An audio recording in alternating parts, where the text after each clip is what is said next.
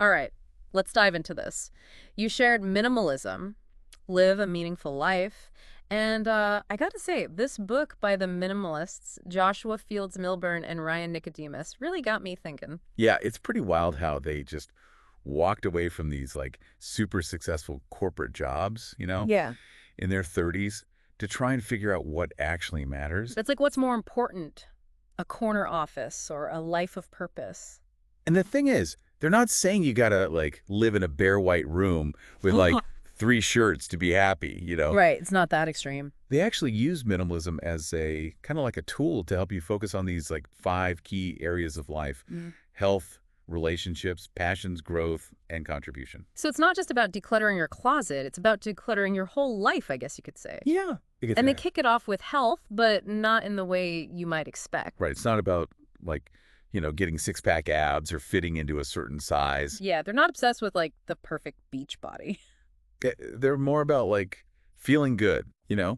Like they talk about their own struggles with weight and bad habits and that kind of pressure to like look a certain way. We all feel that, right? We have Society's idea of health can be kind of messed up. Totally. They actually tried all sorts of diet. Oh yeah, they did. Like pescatarian, paleo, even intermittent fasting. They even link to websites like paleoplan.com and leangains.com in the book if you want to like really go deep on those. Yeah, if you're like super curious. But the takeaway that really stuck with me was like they found strict diets just weren't sustainable. Oh, absolutely. It's all about like finding what works for you long term, right? Totally. Like who can stick to like a crazy restrictive diet forever? They focus more on like daily habits around food, like, Yeah. making small changes that you can actually stick to. They say anyone can commit to a change for just 10 days to start building those habits. Right. It's like you can do anything for 10 days, Yeah. right? It's those small, consistent actions that add up, right? Absolutely. It's like that snowball effect. Like their 18-minute daily workout.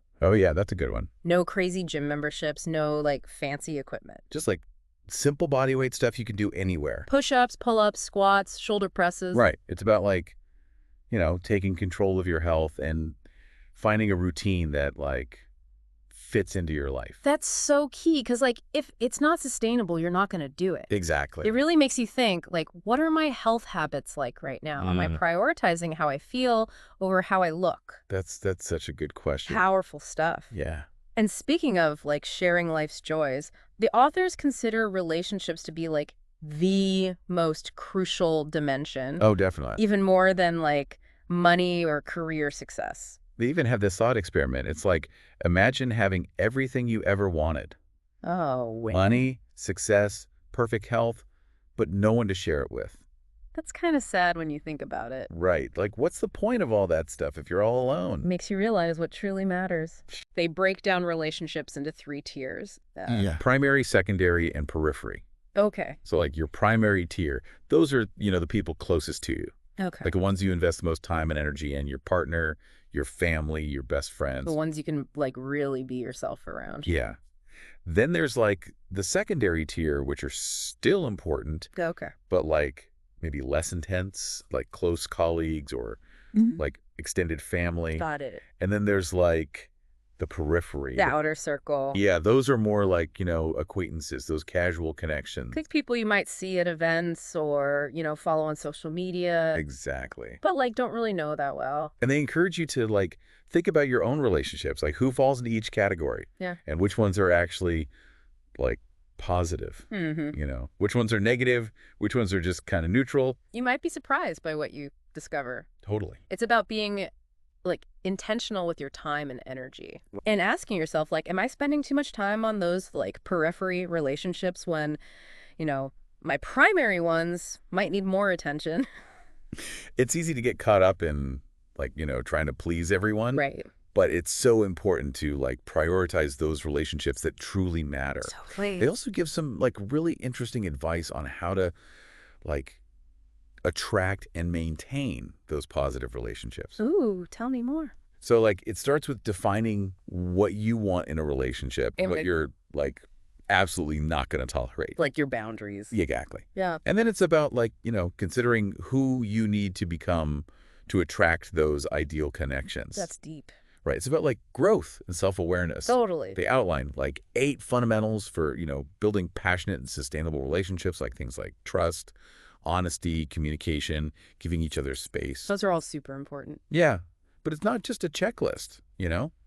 It's about actively nurturing those connections. It's like a garden. Gotta water it and give it sunlight. Exactly. All right, let's move on to the third dimension, passions. Yeah. Let's do it. I love how they, challenge you to think about your work, you know? Mm. Like, is it just a job, a stepping stone, or like a true mission? That's a good question to ask yourself. It really makes you stop and think, doesn't it? For sure, because they talk about how they, both transition from those corporate careers to, pursue their own passions, like writing for Joshua and mentoring for Ryan. Yeah. And they emphasize that any job can become a mission That's inspiring. if it aligns with, what truly excites you. It's not about the job title. It's about, the meaning you find in it. Right, But exactly. a lot of times we're held back by what they call anchors. Oh, yeah, those pesky Just anchors. things that, keep us stuck, even if we're unhappy. It's like, those invisible chains. They identify 4 main anchors: Mm-hmm. identity, status, certainty, and money. Ugh, yeah, those are the big ones. Like maybe you're letting your job define who you are, Mm-hmm. or you're chasing those status symbols instead of what you truly love. Or maybe you're, clinging to comfort and certainty, even if it means staying in a job that's, soul-crushing. Ooh, that's tough. And then there's, the money thing. Always the money. That age-old dilemma of, choosing financial gain over personal fulfillment. It's like they're shining a light on those hidden things that might be holding us back. It can be, uncomfortable to confront those anchors, Oh, yeah. It's like facing your fears. But it's also, incredibly freeing to, recognize them, Because once you see them, you can start to break free. Exactly. And they have this, awesome piece of advice. Oh, yeah. What's that? They say, find at least 3 people who are already making a living doing what you're passionate Oh, about that's good. and, learn from their experiences. Don't just dream about it. Do something about it, right? So we've covered health, relationships, and passions. 3 pretty big areas of life. Feeling inspired yet? Absolutely. Bring on the next 2. Okay, so let's keep going. What's next on this journey to a more meaningful life? Well, they take us to this, dimension of growth next. Okay. And you might think, personal growth. Yeah, sounds kind of vague. Yeah. But they're saying it's actually, essential for a fulfilling life. So it's not just about, decluttering your stuff and your schedule. Right. It's about, growing as a person, too. And they're not talking about, some massive overnight transformation or anything. No. They're all about those baby steps. Baby steps. Yeah, those small, consistent actions that, add up over time. Okay, yeah, I can get behind that. They use their own fitness journey as an example. Oh, cool. They gradually improved, right, by setting achievable goals and, slowly raising the bar. Yeah, no need for those crazy, unsustainable efforts, just consistent progress. Exactly. That makes a lot of sense. It's all about, making it a part of your lifestyle. They also talk about this thing called finding leverage. Oh, yeah, leverage is key. And I thought that was really interesting. It's about associating enough satisfaction with the change, right? Right. To make it a must and not just a should. Oh, I see. Think about, why some people stick with a new workout routine Uh-huh. while others, they quit after a week. Right. This is the ones who stick with it, they found a way to make it, rewarding. Yeah. They've connected it to something they truly value. Maybe it's feeling stronger or, having more energy or just that sense of accomplishment. Exactly. They found their why and that's their fuel. So true. And finding your why, that's, the game changer. Yeah. It's about asking yourself, what's the leverage that will make this change a must for me? Good question. It's worth pondering, wouldn't you say? Absolutely. Yeah. I'm going to have to think about that one. Okay, so now let's move on to the final dimension. Yeah. Contribution. Contribution. Okay. Yeah, they believe we all have this, innate need to give back, Uh-huh. to make a difference beyond ourselves. Helping others and making the world a better place. Yeah, exactly. And there's so many ways to do that. Oh, I bet. It could be through volunteering, right? With local organizations like Habitat for Humanity or Big Brothers Big Sisters. Yeah, those are great organizations. They even link to volunteermatch.org, if you're looking for opportunities near you. Oh, that's handy. But it doesn't have to be about joining an existing organization, Right. You can create your own way to contribute, something that aligns with your own passions and skills. Like finding your own unique way to make a difference. Exactly. It's about, finding what resonates with you. And they emphasize that actually donating your time and effort, Oh, yeah. like being truly engaged, brings far more satisfaction than just writing a check. It's about, actively participating, Yeah. making a tangible difference. They actually share a funny story about their own experience with Habitat for Humanity, Oh, yeah. building a house on this rainy day. Oh, no. They were like feeling pretty miserable at first, Oh, I bet. but then they decided to make it fun. That's the spirit. It's a good reminder that, even in challenging situations, we can choose to find joy. So true. They ended up turning this potentially dreary task into something memorable and enjoyable. It's all about perspective, right? Okay, so we've now explored all 5 dimensions: Wow, we get it. health, relationships, passions, growth, and contribution. All the key ingredients for a meaningful life. And it's not about achieving some perfect ideal, Oh, no, not at all. It's about finding what works for you and making choices that align with your values. And what's cool is these dimensions are all interconnected, Oh, yeah. They influence each other. How so? Taking care of your health can give you more energy for your relationships and passions. Pursuing your passions could lead to growth and opportunities for contribution. It's all connected. Like a web, Yeah, I see what you mean. And the authors call this intentional living. Intentional living. I like that. Making choices that are aligned with your values and goals. Then they contrast this with activities that might not be so intentional. Like smoking, overeating, gossiping. Yeah, those are definitely not helping anyone. It's not about judgment, Right. It's about questioning whether your actions are truly supporting the life you want to create. Are you just going through the motions, or are you actively choosing how you spend your time and energy? Exactly. And even seemingly harmless things like watching TV. Yeah, we all do that. Are you using it to unwind? Or is it just mindless distraction? That's a good point. They suggest finding ways to make even those activities more intentional. Okay, how do you do that?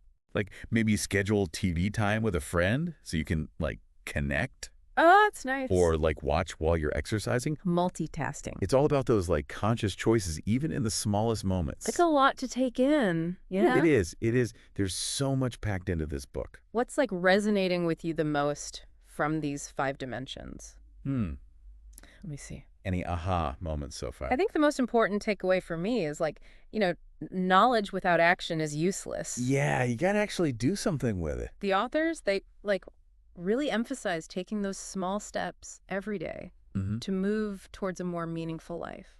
So what's one small step you can take today to move closer to the life you want? Ooh, good question. Something for your health, relationships, passions, growth, or contribution. It doesn't have to be a grand gesture, Just a small step in the right direction. It's funny, we've been talking about taking action all this time, and the minimalists actually have one more key concept they bring up. Okay, lay it on me. They call it confluence. Confluence. Yeah, basically it's they're saying these 5 dimensions, health, relationships, passions, growth, contribution, they're not separate buckets, So it's not about perfectly balancing them all the time. Exactly. It's more about realizing how they flow into each other. How they work together. Yeah.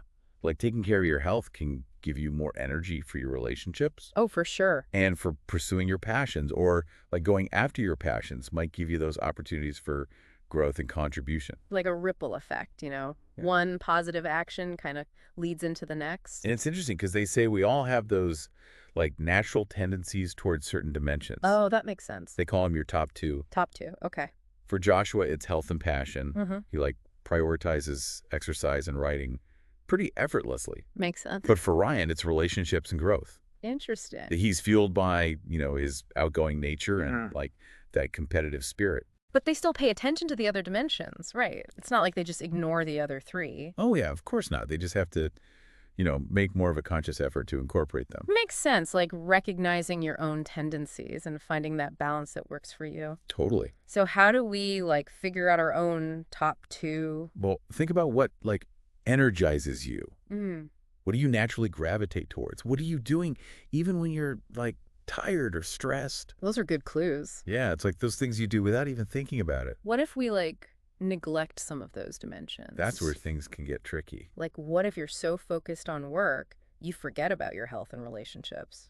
They actually talk about how neglecting any of those 5 dimensions can lead to, like, imbalance Oh, yeah. and Yeah. unhappiness. Like, you could achieve all this outward success, but still feel empty inside. Right. Or maybe you prioritize comfort and security over, growth and Just contribution. end up feeling kind of stuck. Yeah, stagnant, unfulfilled, that kind of thing. It's like a reminder that, a truly meaningful life needs attention in all those areas. It's about the whole picture. And remember, they're not preaching from some perfect pedestal or anything. Oh, absolutely not. They started from a place of discontent too, remember? Right. Working jobs they hated, feeling stressed and unfulfilled. But they were able to, transform their lives by embracing minimalism. And focusing on those 5 dimensions. Exactly. It's inspiring, but it can also feel kind of daunting, I get it. Like, where do we even begin? And that's where those small steps come in, right? Okay. It's not about those radical changes overnight. It's about that continuous improvement Those little things you do each day. that add up over time. So as we wrap up this deep dive into minimalism, Yeah. I want to come back to that question we asked earlier. Okay. What one small step can you take today to move closer to a more meaningful life? What's that one thing you can do right now? It could be related to any of the 5 dimensions: your health, relationships, passions, growth, contribution. It doesn't have to be huge. Just a small step in the right direction. And remember, every day is a new opportunity for positive change. Thanks for joining us on this deep dive, everyone. We hope you found some valuable insights. And remember, that journey to a more meaningful life, It's ongoing. it's about reflecting, adjusting, and making choices that are true to you. Keep diving deep.